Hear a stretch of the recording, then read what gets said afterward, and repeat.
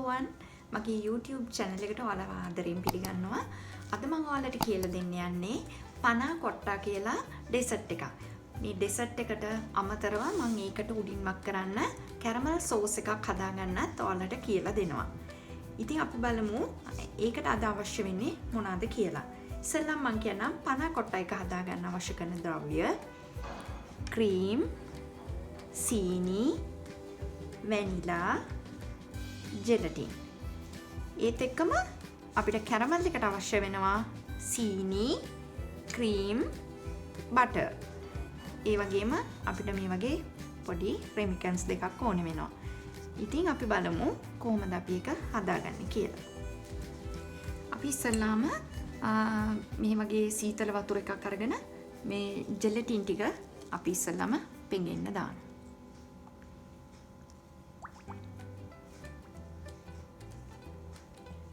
ඒක අපි පැත්තකින් තියාගෙන ලිප් ඔන් කරලා තියෙන්නේ. ක්‍රීම් එක අපි මෙහෙම දාගන්න.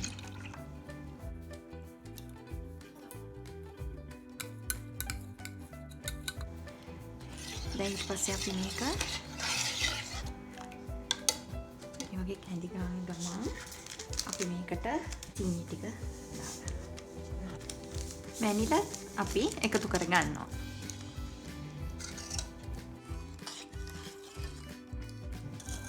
අපි මෙන්න මේ විදියට හොඳින් සීනි ටික දිය වෙනකන් හැඳි ගා ගන්න ඕනේ.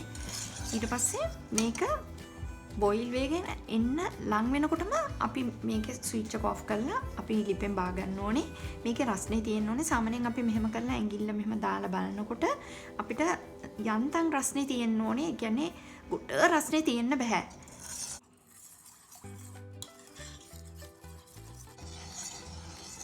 ඕ දැන් හරි. අපි දැන් මේක ලිපෙන් බාගමු. අපි දැන් මේ රස්නේ තියෙන අතරෙම කලින් අපි පෙඟෙන්න දාලා තිබ්බනේ ජෙලටින් ටික. ඒ ටික අපි දැන් මේකට දාගන්න. හොඳින් වතුර අයින් කරලා ජෙලටින් ටික මේකට දාගන්න. අපි ඊට පස්සේ මේක හොඳින් හැඳි ගා ගන්න ඕනේ. ජෙලටින් ටික හොඳට දිය වෙනකන්. මේ ඔයාලට පේනවනේ ටක් ගාලා ජෙලටින් ටික දිය වුණා. හරි. දැන් අපි මේක අපි පොඩි භාජන වලට දාගන්න ඕනේ. ඔයාලා කැමති ඩෙසර්ට්ස් කප් වලට දැන් මේ වගේ පොඩි එකකට හරි මේ වගේ ඔයගලන් ගාව තියෙනවනේ මේ වගේ රෙමිකන්ස් මේක වලට හරි අපි දාගන්න ඕනේ. දාගන්න ඉස්සෙල්ලා අපි මේක අපි පෙරා ගන්න ඕනේ. මොකද හදිස්සියේ හරි මේකේ ජෙලටින් කෑලි පොඩි ඒවා තිබ්බොත් එහෙම අපිට කනකොට හරි නෑනේ ඒක. ඒ නිසා අපි ඒ ටික පෙරා ගන්න ඕනේ. ඔව් අපි දැන් මේක පෙරා ගමු.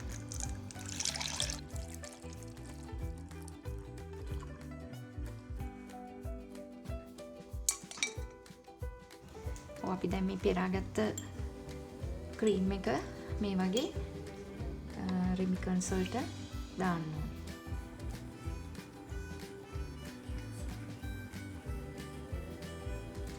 තව මේකේ වැඩිපුර තියෙන හින්දා මම තව මේ වගේ දෙකකට වගේ දාගන්නවා.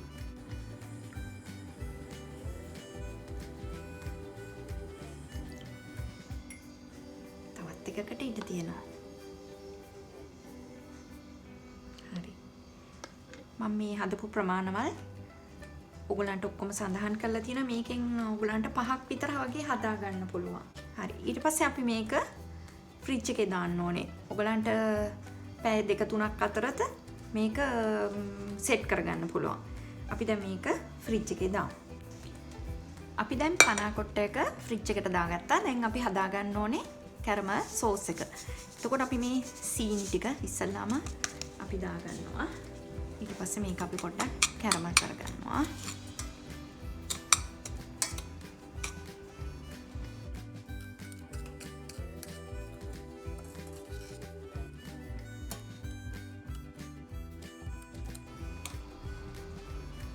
දැන් ඔයගලන්ට පේනවද මේ සීනි ටිකක් ගුලි වේගෙන වගේ එනවා. ඔයගලන්ට මේක ඉක්මන් කරගන්න ඕන නම් වතුර චුට්ටක් දාලා මේව කරගන්න පුළුවන්, දිය කරගන්න පුළුවන්.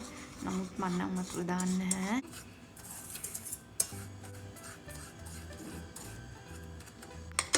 මේ ඔයගලන්ට පේනවනේ දැන් මේ සීනි ඔක්කොම ටික දිය වෙලා.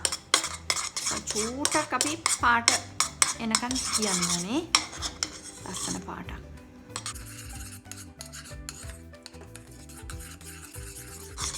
මේ වෙද්දී අපි මේකට දාගන්න ඕනේ ක්‍රීම් එක.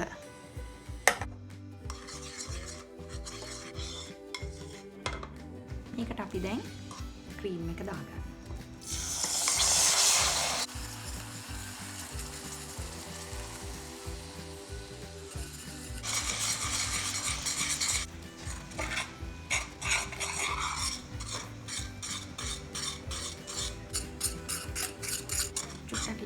අයින් කළා මම දිගා ගන්න. බය වෙන්න එපා. මෙහෙම සුට්ට සීනි එකතු වුණාට ඒක අපි මෙහෙම හොඳට දිය කරනකොට කැරමල් එක දිය වෙනවා.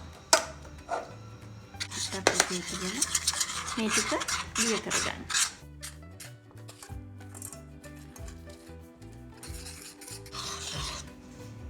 දැන් මේ සීනි ටික ඔක්කොම ක්‍රීම් එකත් එක්ක දිය වෙලා තියෙන්නේ. දැන් මේ වෙලාවේ අපි බටර් ටික දාගන්න ඕනේ.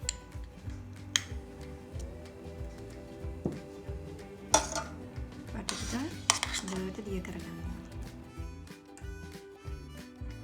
ලිප් ඔෆ් කරලා තියෙන්නේ. නමුත් මම මේ රස්නෙන් බටර් එක දිය කරගන්නවා. මේ සෝස් එක ඉතාමත් රසවත් සෝස් එකක්. ඔයගලන්ට අයිස්ක්‍රීම් වලට හරි ඕන එකකට මේක ටොපින් එකක් වශයෙන් පාවිච්චි කරන්න පුළුවන්. ඔව් මේ බලන්න ඔයාලට පේනවනේ මේ ලස්සන සෝස් එකක් ඇදිලා තියෙන මේක ඉතාමත් රසවත් සෝස් එකක්. මේකට අපි දැන් අවසාන වශයෙන් ලුණු ස්වල්පයක් දාගන්නවා.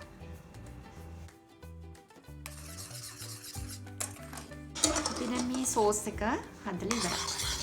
මේක අපි ලිපෙන් දාලා වෙනම භාජනයකට දාලා තියාගන්නවා. පනා කොට්ට එක සෙට් වුණාට පස්සේ අපි සර්ව් කරද්දී මේක ටොපින් එක වගේ දාලා සර්ව් කරනවා. හරි. අපි බලමු මේක වෙනම භාජනයකට දාන්න. මේ තමයි අපි හදාගත්ත පනා කොට්ට. ඉතින් අපි දැන් බලමු මේක කොහොමද අපි සර්ව් කරන්න කියලා. මට තව එකක් අමතක වුණා. මේක තමයි අපි හදාගත්ත කැරමල් සෝස් එක. අපි දැන් බලමු මේක කොහොමද සර්ව් කරන්න කියලා. අපි මේක අන්මෝල්ඩ් කරගන්නේ ඉස්සෙල්ලා උණු වතුර ටිකක් ගන්නවා. උණු වතුර ටිකක් අරගෙන මේක මෙන්න මේ විදියට චුට්ටක් 10ට ගණන් කරනකොට වගේ අපි ටක් ගන්න මේක අරගෙන ඊට පස්සේ තමයි අපිට අන්මෝල්ඩ් කරන්න ලේසි. ඕකේ. මේ තමයි අපි හදාගත්ත පනා කොට්ට එක. මම අන්මෝල්ඩ් කරාට පස්සේ ඕගොල්ලන් ඊට වැඩි උස්සට හරි ඒ විදියට දාලා ඕගොල්ලන්ට කැමති ප්‍රමාණයකින් ඒ විදියට අන්මෝල්ඩ් කරගන්න පුළුවන්. හරි? ඉතින් මේක තමයි මම හදාගත්ත කැරමල් සෝස් එක. ඉතින් අපි බලමු කොහොමද මේක සර්ව් කරන්න කියලා.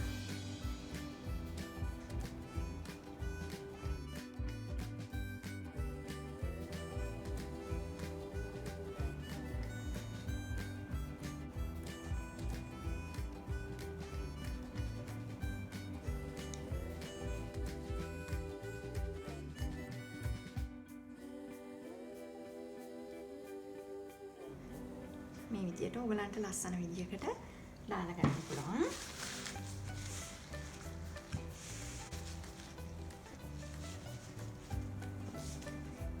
ඉතින් මේ බලන්න ඔයගලනුත් මේ විදියට try කරලා හදලා බලන්න.